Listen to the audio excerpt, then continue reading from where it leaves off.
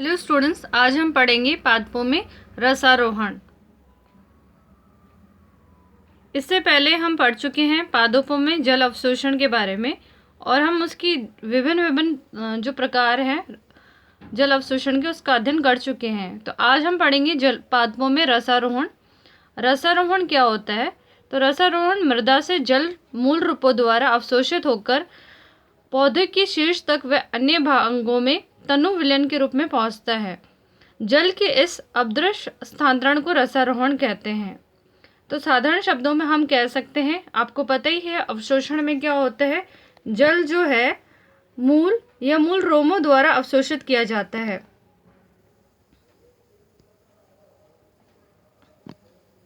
रसारोहण के अंदर जो मूल रोम होते हैं, मूल रोम, उससे जल जो है किसी भी पौधे या हम कहें सीधे शब्दों में कि किसी भी वृक्ष के शीर्ष तक जो जल पहुंचता है उसे कहते हैं रसारोहण। अवशोषण में जो है जल जो होता है वो कहाँ तक पहुंचता है? मूल रोम में, और मूल रोम में जाइलम तक पहुंचता है। रसारोहण की क्रिया से जो जल है वो जो है जड़ की जाइलम से आगे जाकर जड़ की जाइलम से वृक्ष के ऊपर पत्तियों तक यानी शीर्ष तक पहुंचने की क्रिया को हम बोल सकते हैं रसारोहण। जो रसारोहण का मार्ग होता है वो कुछ इस तरह होता है। तो हम बात करें रसारोहण की मार्ग की, तो पादप में किए गए विभिन्न प्रयोगों द्वारा ये सिद्ध हो चुका कि जड़ द्वारा अवशोषित जल और खनिज लवण संवहन तंत्र की जाइलम वाहिकाओं तथा वाहिनिकाओं द्वारा होता है। तो यहाँ पर मैंने संक्षेप में बताया कि जड़ द्वारा अवशोषित जल जो है वो संवहन तंत्र में पहुँचता है, वहाँ से जाइलम वाहिकाओं और वाहिनिकाओं में जाता है। तो ये है जल का मार्ग जिससे रसारोहण होता है। और ये जो है ये जो पूरा मार्ग है वो एक छोटे से प्रयोग द्वारा एक प्रयोग किया गया था। उस प्रयोग में जो है बालसम यानी गुल मेहंदी पादप की जड़ काटकर उसके कटे सिरों को सैफरन के विलयन में 2 या अधिक घंटों के लिए डुबोकर रखते हैं। बालसम यानी बालसम इम्पेडियंस उसका साइंटिफिक नेम है, उसको सैफरन विलयन में रखा जाता है। सैफरन जो आपको पता ही है एक लाल कलर की डाई होती है, अभिरंजक होता है जो केवल लिग्निक युक्त पादपों को के उत्तकों को अभिरंजित करता है। यानी ये जो डाई है वो क्या है, पादप उत्तकों को ही जो है क्या कहते हैं स्टेन करती है। 2 घंटे रखने के बाद जो बालसम पौधे की पत्तियों की शिराएं हैं वो लाल दिखने लगती हैं और उसको बाद में उसको जब काट के देखा गया, जब उसको काट कर जब सूक्ष्मदर्शी यानी माइक्रोस्कोप के नीचे देखा गया तो पाया गया कि जाइलम नलिकाओं में भी सेम सैफरन का लाल रंग दिख रहा था। अतः इस प्रयोग से ये सिद्ध होता है कि पादपों में रसारोहण की क्रिया केवल जाइलम उत्तकों द्वारा ही होती है। तो अभी तक ये था कि उस जो पौधा है उसको काफ़ी घंटों तक उसमें जो है कि सैफरन में डुबोया गया और देखा गया कि कुछ कुछ रेडिश कलर्स में दिख रहा है, लाल कलर का कलर दिख रहा है। बाद में जब उसका टीएस काटा गया उस पादप का और उसको माइक्रोस्कोप के नीचे देखा गया तो पाया गया कि जो कोशिकाएं हैं उसमें जाइलम की कोशिकाएं हैं उसमें भी लाल रंग पाया गया। तो ये इस प्रयोग से बिल्कुल सीधा सीधा सिद्ध होता है कि जल अवशोषण के लिए जो है वो जाइलम जो है वो उत्तरदायित्व होती है, यानी जाइलम के द्वारा ही जल अवशोषण होता है। अब हम पढ़ेंगे रसारोहण की क्रियाविधि। रसारोहण की क्रियाविधि जो है तो देखा गया कि छोटे शाकीय पादप होते हैं उनमें रसारोहण की कोई समस्या नहीं होती, किंतु ऊंचे वृक्ष जिनकी लंबाई कई मीटर होती है में रसारोहण की व्याख्या करना कठिन है। इन वर्षों में रसारोहण की क्रियाविधि स्पष्ट करने के लिए अनेक सिद्धांत प्रस्तुत किए गए हैं। इन सिद्धांतों को 3 वर्गों में विभक्त किया गया है, जो है पहला है जैव बल सिद्धांत, दूसरा है मूल दाब सिद्धांत और तीसरा है भौतिक बल सिद्धांत।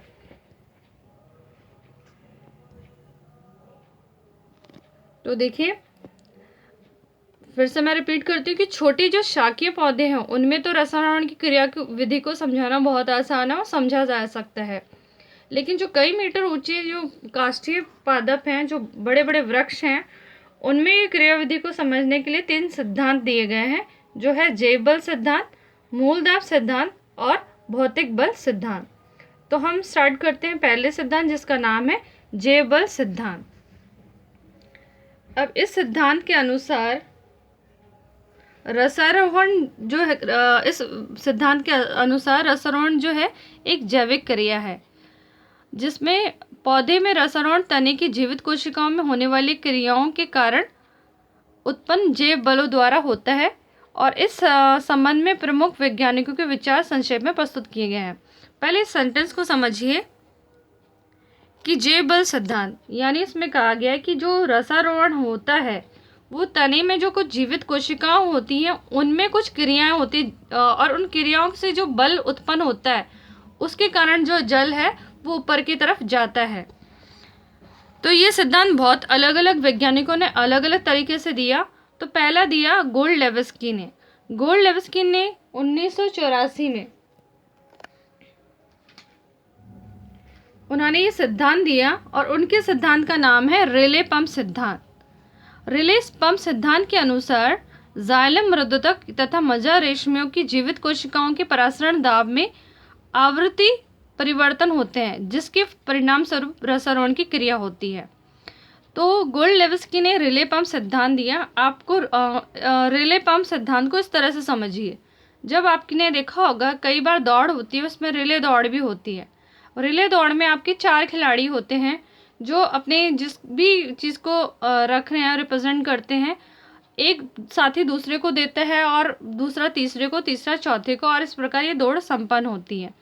तो यहाँ पर भी कुछ यही सिद्धांत है कि एक कोशिका में जब परासरण दम कम होता है तो दूसरे में जल जो है वो पहुँचता है। मैं इसको आपको एक छोटे से डायग्राम से समझाने की कोशिश करती हूँ, ध्यान दीजिएगा। देखिए, मान लेते हैं ये एक कोशिका, एक पादप है, उसमें एक कोशिका है, ये दूसरी और ये तीसरी।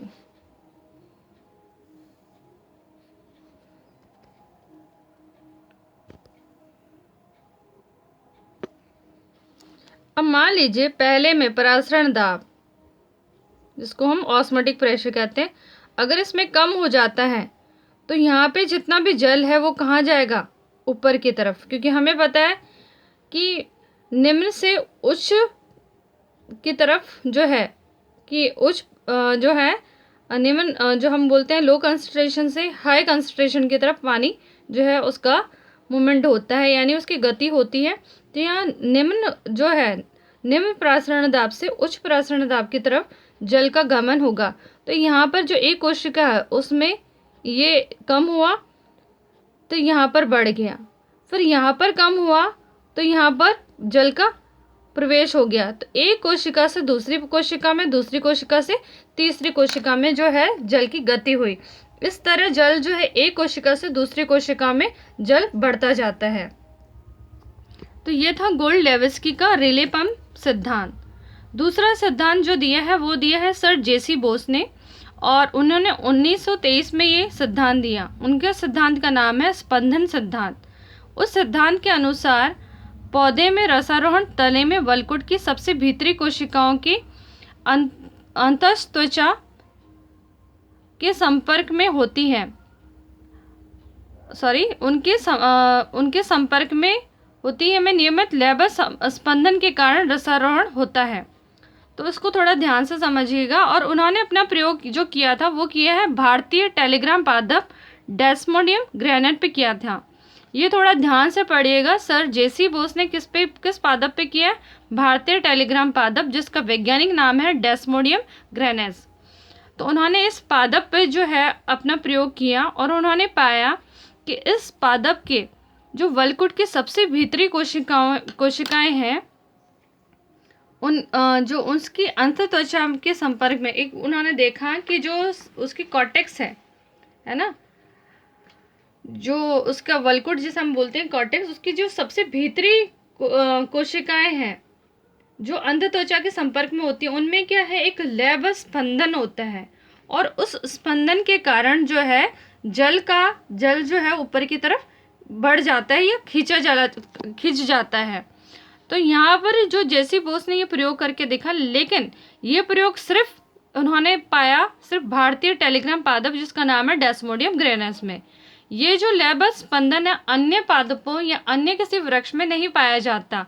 तो ये जो सिद्धांत है ये सिर्फ सीमित रहता है भारतीय टेलीग्राम पादप तक ही, क्योंकि उसमें ये जो है कि उसकी वलकुट की भीतरी कोशिकाओं में एक लयबद्ध स्पंदन हो रहा है जिसके कारण जल का स्राव जो है ऊपर की तरफ हो रहा है, लेकिन अन्य पादपों में ये नहीं देखा गया है। अब है तीसरा सिद्धांत जो है जो दिया था स्ट्रासबर्गर ने, जो हम पढ़ रहे हैं जैव बल सिद्धांत के अंतर्गत ही। तो स्ट्रासबर्गर ने 1851 में कहा था, उन्होंने अपने प्रयोग से सिद्ध किया कि रसारोहण जो है जैविक क्रिया नहीं है। उन्होंने सिद्ध किया कि जीवित कोशिकाओं का रसारोहण क्रियाविधि से सीधा संबंध नहीं है, परंतु इसकी उपस्थिति इस क्रिया के लिए अनुकूल वातावरण बनाने के लिए आवश्यक है। अब उन्होंने कहा कि यहाँ पे जो है स्ट्रासबर्गर है, उन्होंने अपने प्रयोग से ये सिद्ध किया कि रसारोहण जो है वो जैविक क्रिया नहीं होती है, बल्कि उन्होंने ये सिद्ध किया कि इस क्रियाविधि में जो जीवित कोशिकाएं होती हैं उनका सीधा सीधा भाग नहीं होता, बल्कि वो क्या करती हैं, एक अनुकूल वातावरण ऐसा बनाती है, जो जीवित कोशिकाएं हैं वो ऐसा कुछ वातावरण बना देती है जिसके कारण रसारोहण होता है। उन्होंने ये एक प्रयोग द्वारा सिद्ध किया था। उन्होंने पादप के कटे भाग को पिक्रिक अम्ल में डुबोया तथा उसके बाद ईओसिल घोल में रखा। थोड़ी देर में ईओसिल का लाल रंग पत्तियों तक पहुंच गया। इससे सिद्ध होता है कि पिक्रिक अम्ल से कोशिकाओं के मर जाने के बाद भी रसारोहण क्रिया संपन्न हुई और लाल जल पत्तियों तक पहुंच गया। इस प्रयोग से उन्होंने सिद्ध किया कि जीवित कोशिकाओं का रसारोहण की क्रियाविधि में सीधा संबंध नहीं है, क्योंकि जब उन्होंने पिक्रिक अम्ल में डुबोया और उसके बाद उन्होंने ईओसिन से डुबोया तो जो पिक्रिक अम्ल है उसके कारण उसकी पिक्रिक जो एसिड है उसके कारण जो है कोशिकाएं क्या होती हैं, मर जाती हैं।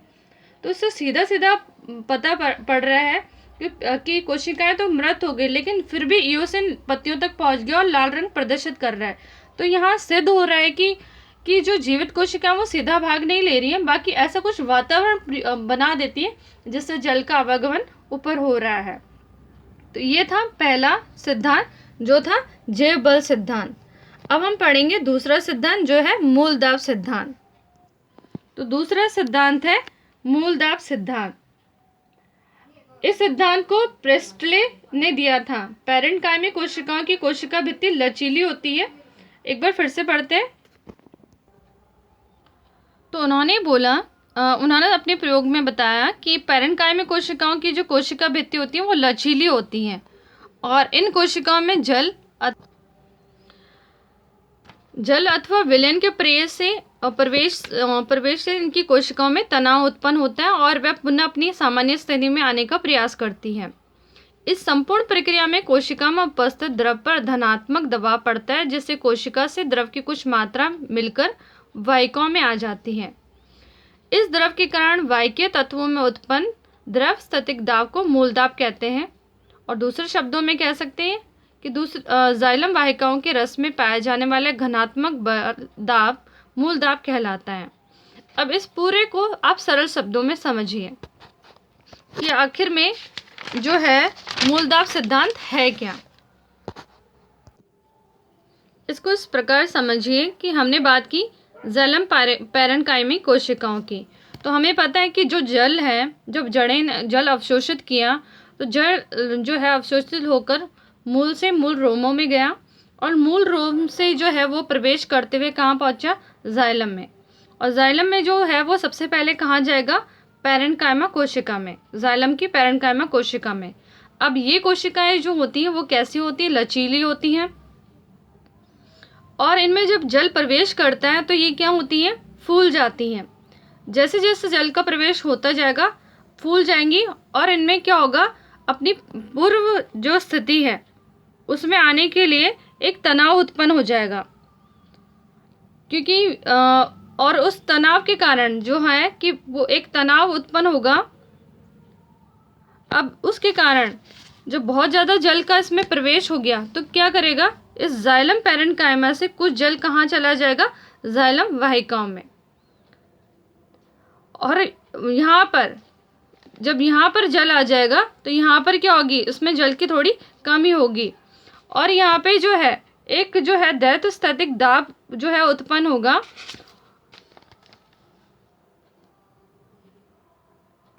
तो यहाँ पर भी वो जल जो है फुल हो जाएगा, जब इसमें भी जल आ जाएगा और ये भी फुल हो जाएंगे तो यहाँ पर एक धनात्मक दाब होगा, उसको बोलते हैं मूल दाब।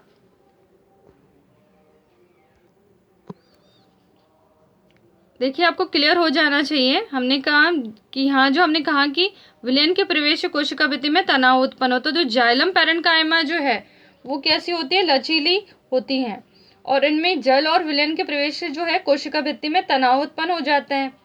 फिर ये अपनी सामान्य स्थिति में आना चाहती हैं, तो उसमें जितना भी है इस कोशिका में जो द्रव्य होता है उससे धनात्मक दबाव पड़ता है, इसलिए कुछ जो जल है वो कहाँ चला जाता है, वाहिकाओं में चले जाता है, और वाहिकाओं में जो है एक दाब उत्पन्न होता है जिसको मूलदाब हम लोग कहते हैं। अब देखिए ये तो हुआ कि मूलदाब क्या है। अब इन्होंने कहा कि जो मूलदाब है उसके कारण क्या होता है, रसारोहण होता है। लेकिन देखा गया है, अब ये जो तथ्य है कि जो मूलदाब है उसके कारण रसारोहण हो सकता है, पानी जो है ऊपर की तरफ चढ़ सकता है, लेकिन ये जो है जो है मूलदाब के कारण जो रसारोहण होता है वो मात्र 2 वायुमंडल जितना होता है। परंतु अब देखिए इस जो है इसको गलत साबित करता है वो कुछ ये सिद्धांत है कि किसी भी पादप में इसका मान 2 वायुमंडल से अधिक नहीं पाया गया है, और 2 वायुमंडल दाब पौधे में जल को लगभग 20 मीटर तक चढ़ाने के लिए पर्याप्त है। लेकिन उच्च काष्ठ पादप को लिए 12 वायुमंडलीय मूलदाब की आवश्यकता होती है। किसी भी पौधे में इतना मूलदाब किसी भी परिस्थिति में प्रेषित नहीं किया गया है। अब हमने देखा कि जो मूलदाब है उसके कारण रसारोहण तो हो रहा है, लेकिन वो सिर्फ कितना हो रहा है, उसकी मात्रा कितनी है, सिर्फ मात्र 2 वायुमंडल जितनी, और 2 वायुमंडल दाब के कारण सिर्फ जल कितना ऊपर चढ़ सकता है, सिर्फ 20 मीटर जितना। तो जो बड़े बड़े पेड़ हैं जो बहुत ऊंचे हैं उनमें लगभग कितना वायुमंडल आवश्यकता होगी, 12 वायुमंडलीय मूलदाब की, जो कि होता ही नहीं है। सिर्फ कितना होता है, 2 वायुमंडलीय दाब ही मिल पा रहा है मूलदाब से। तो ये सिद्धांत वहाँ पे भी गलत साबित होता है। ये वहाँ पर ठीक है जहाँ पर हम बात करें शाखीय पौधों की, जो छोटे छोटे पौधे होते हैं उनमें तो ये जो है ये सिद्धांत बिल्कुल ठीक है, लेकिन बड़े काष्ठीय पौधे में ये मान्य नहीं है। दूसरा जो इसको गलत साबित करता है वो है अनावृति पादप में, क्योंकि अनावृति पादप में भी मूलदाब नहीं पाया जाता, क्योंकि उनमें जो है वाहिकाएं की उपस्थिति नहीं होती, उनमें वेसल्स जो हम बोलते हैं जाइलम वेसल्स वो नहीं होते, या जाइलम वाहिकाएं जो है वो नहीं पाई जाती, उसके कारण जो है अनावृति पादपों में भी मूलदाब नहीं पाया जाता। तो ये सिद्धांत अनावृति पादपों में के लिए भी गलत साबित होता है। अब हम पढ़ेंगे तीसरा सिद्धांत जो है भौतिक बल सिद्धांत। अब देखिए इस सिद्धांत के अनुसार रसारोहण जो है भौतिक बलों के कारण होता है एवं इसमें जीवित कोशिकाएं भाग नहीं लेती हैं। अब भौतिक बल सिद्धांत में कहा कि जो रसारोहण की क्रिया है वो किसके कारण हो रही है, भौतिक बल के कारण। कुछ बाहर से कुछ ऐसे बल लग रहे हैं जिसके कारण रसारोहण होता है, और जीवित कोशिकाएं उसमें कुछ भी भाग नहीं लेती हैं। और ये बल कौन कौन से हैं, तो ये बल है वायुमंडलीय दाब, अंतःशोषण, केशित्व, सहसंजन बल और वाष्पोत्सर्जन बल। अब जैसे जैसे हम इसके बारे में डिटेल में पढ़ेंगे मैं आपको बता दूंगी कि ये बल होते क्या हैं। अब देखिए इस सिद्धांत में जो है ये जो सिद्धांत है इस सिद्धांतों में डिक्सन तथा जॉली का जल संसंजन बल सिद्धांत एवं वाष्पोत्सर्जन अपकर्ष या खिंचाव सिद्धांत सर्वाधिक मान्य है, जिसको सर्वाधिक माना गया है। और उस सिद्धांत के प्रमुख लाक्षणिक बिंदु ये हैं। तो पहला बिंदु ये कहता है कि पौधे में जड़ से लेकर यानी तने से होते हुए पत्तियों तक जल का एक निरंतर अटूट स्तंभ होता है, इसे जल स्थैतिक प्रणाली कहते हैं। और वाष्पोत्सर्जन द्वारा जल हानि से पर्ण की शिराओं के जल स्तंभ में खिंचाव उत्पन्न होता है। ये खिंचाव जो है वाष्पोत्सर्जन खिंचाव कहलाता है। जल के अणु के मध्य सहसंजन बल होता है जिसका मान 45 से लेकर 207 वायुमंडलीय हो सकता है। इस बल के कारण वाष्पोत्सर्जन खिंचाव से जल का स्तंभ टूटता नहीं है, वरन ऊपर की ओर सतत रूप से खींचा चला जाता है।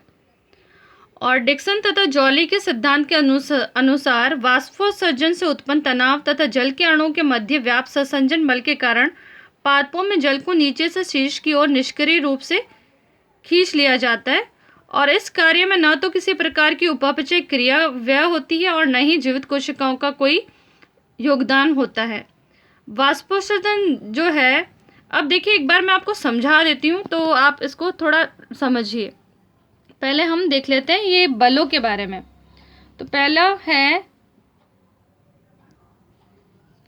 देखिए वायुमंडल, यदि आपको पता ही है, वायुमंडल से उत्पन्न दाब। अंतःशोषण पता है कि वायुमंडल में कोई भी जो है ठोस पदार्थ अगर जल का अवशोषण करता है उसे अंतःशोषण कहते हैं। तीसरा है केशवत्व। केशवत्व यानी जब बहुत ज़्यादा आयतन में अगर जल है, उसमें कोई अगर पतली नलिका रख दी जाती है तो आप देखते हैं पतली नलिकाओं में अपने आप पानी ऊपर चढ़ जाता है, उसको कहते हैं केशवत्व। फिर है ससंजन बल। तो यानी जो पौधे हैं, अगर जैसे मृदा में बहुत सा जल होता है तो जो पौधे हैं उनकी जो है जाइलम, उसमें जल जो है केशवत्व बल के कारण कई बार जो है जड़ों में जो केशवत्व बल और तने में केशवत्व बल के कारण पानी कई बार ऊपर की तरफ चढ़ जाता है। फिर है ससंजन बल। ससंजन बल जो है वो पाया जाता है जल के दो अणुओं के बीच में। हमें पता है दो जो समान अणु होते हैं वो आपस में जो है दो अणु के कारण जुड़े रहते हैं बल के कारण, उसको बोलते हैं ससंजन बल। और वाष्पोत्सर्जन बल। वाष्पोत्सर्जन बल को अभी मैं आपको डायग्राम से समझाती हूँ। तो हम इन सारे बलों को जो हमने पढ़ा है अभी सारे सिद्धांत, वो हम एक डायग्राम से समझते हैं। तो यहाँ देखिए, तो ये एक पादप है, उसको समझिए तना है, उसमें ये जल के अणु हैं और ये पत्ते तक जा रहा है तना। अब देखिए यहाँ पर जो जल है वो यहाँ तने में आ गया है, किसके कारण? केशवत्व बल के कारण। और हमें पता है जाइलम वाहिका का जो कम व्यास के कारण जो है केशवत्व बल के कारण जल जो है यहाँ ऊपर आ गया है। और ये एक अणु के बीच में दूसरे अणु के बीच में एक बल है, एक मध्य जो बल है उसको बोलते हैं ससंजन बल। उसके कारण यहाँ पर एक वाटर कॉलम बन गया है जिसको हम बोलते हैं जल स्तंभ। तो आप देख रहे हैं कि यहाँ जड़ से लेकर यानी तने से लेकर यहाँ तक पत्ती तक पर्ण तक जो है एक जल स्तंभ का निर्माण हो गया है। और आप देख रहे हैं कि ये जो जल है यहाँ जो वाहिनी है, यानी ये तने की जो है या हम बोल सकते हैं जाइलम की जो दीवारें हैं उसके साथ भी जो है चिपकी हुई हैं, इसको बोलते हैं आसंजन बल। जब दो अलग अलग जो है अणु वो आपस में उनका खिंचाव रहे या जुड़ाव जो रहता है वो आसंजन बल के। तो यहाँ पे जल और वाहिनी के मध्य में आसंजन के बल के कारण वो आपस में से जुड़ी हुई हैं। तो यहाँ जो है हम बात करें ससंजन बल और आसंजन बल के कारण जो जल और ये हटाने के बीच में एक जो है जल स्तंभ का निर्माण हो जाता है।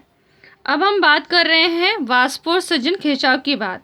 तो हमें पता है कि पत्ती के अंदर यहाँ पर क्या होते हैं, जल रंध्र होते हैं और रंध्र के द्वारा जो है जल जो है वाष्प के रूप में हमेशा वातावरण में उड़ता रहता है। अब जब है कि दिन के समय में वाष्पोत्सर्जन की क्रिया बहुत अधिक होती तो जल जो है वाष्प के रूप में खर्च होता रहता है। तो वैसे ही तो जब यहाँ जल की कमी होगी तो यहाँ पर एक खिंचाव उत्पन्न होगा और खिंचाव एक रिक्तता होगी, यहाँ पर खाली जो बचेगा उस रिक्तता को भरने के लिए यहाँ पर एक खिंचाव उत्पन्न होगा जिसके कारण जल जो है क्योंकि स्तंभ टूटने लगेगा, जल स्तंभ जो है वो टूटने लगेगा, इसलिए खिंचाव उत्पन्न होगा। उसके कारण जो है जल जो है वो ऊपर की तरफ खींचा जाता है। और इसमें कोई भी जो है एनर्जी उपापचय क्रिया यानी कोई भी केमिकल रिएक्शन नहीं होता है, यहाँ कोई क्रिया कोई ऊर्जा खर्च नहीं होती है, सिर्फ ये एक भौतिक बल के कारण जो है होता है। और इस सिद्धांत को जो है वो जो है कि सिद्ध करता है कि जब वाष्पोत्सर्जन की जो दर है वो सीधे सीधे बढ़ जाती है जब रसारोहण होता है या जब वाष्पोत्सर्जन दर जो बढ़ती है तो देखा गया कि रसारोहण भी बहुत ज़्यादा होता है। और अक्सर दिन में देखा गया कि रसारोहण की क्रिया जो है बहुत होती है। और वर्तमान समय में रसारोहण की क्रिया समझने में ये जो सिद्धांत है सर्वाधिक मान्य है। तो इसी के साथ हमारा टॉपिक फिनिश होता है। Thank you.